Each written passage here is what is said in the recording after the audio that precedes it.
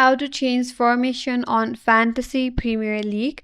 Hi everyone, this is Kate here and welcome back to the channel, and on today's video we will learn how we can change formation on Fantasy Premier League. So without further delay, let's get started with this video.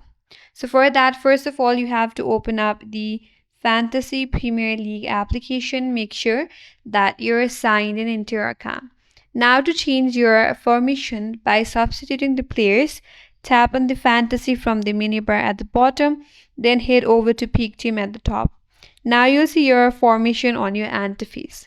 It's either 4-4-2 or 3-5-2.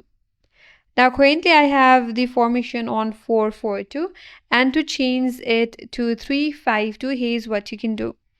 So tap on the player on the defender at the top, the player that you want to add, and to the midfielder. Then you could head over to substitute. Then you could select midfielder.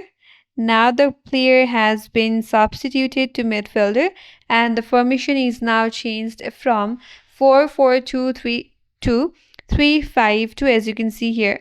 Now according to your preferred choice, you could manage the formation more. Then once done, tap on confirm at the top right, and with that your formation will now be changed.